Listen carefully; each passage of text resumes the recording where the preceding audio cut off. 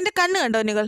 ഇത് ഞാൻ lens use ചെയ്തിട്ടുണ്ടായതാണ്. പക്ഷേ ഇത് എൻ്റെ മാത്രം അശ്രദ്ധ കൊണ്ടുണ്ടായതാണ്. ലെൻസ് ഉപയോഗിക്കാൻ താല്പര്യമുള്ളവർക്കോ അതല്ല ലെൻസ് ഉപയോഗിക്കുന്നവർക്കോ ഈ വീഡിയോ അയച്ചു കൊടുത്തിട്ട് ഈ കാര്യങ്ങൾ ശ്രദ്ധിക്കാൻ പറയുക. ലെൻസ് വാങ്ങുന്നത് ഒരു ലോക്കൽ ഷോപ്പിൽ നിന്നാണ്. ഇതിൻ്റെ ബ്രാൻഡ് ഒന്നും നോക്കിയിട്ടല്ല വാങ്ങിയത്. അതാണ് എൻ്റെ ഫസ്റ്റ് തെറ്റ്. ഇതിൻ്റെ ബ്രാൻഡ് ശ്രദ്ധിക്കാതെയാണ് വാങ്ങിയത്. ഞാൻ ഇതിൻ്റെ ഷെയ്ഡ് ഇഷ്ടപ്പെട്ടിട്ട് ഒന്ന് വാങ്ങി ട്രൈ ചെയ്ത് നോക്കിയതാണ്. But it was A huge disaster for me. And എൻ്റെ കണ്ണ് ഇത്രയും ഇറിറ്റേറ്റഡ് ആയിരുന്നു. എനിക്ക് നൈറ്റ് ആയതുകൊണ്ട് ആരെയും ഹെൽപ്പ് പോലും തേടാൻ പറ്റുന്നില്ലായിരുന്നു. ലെൻസ് വയ്ക്കാൻ താല്പര്യമുള്ള കൂട്ടുകാർ പ്ലീസ് ബ്രാൻഡ് നോക്കിയിട്ട് പ്രോഡക്റ്റ് വാങ്ങുക.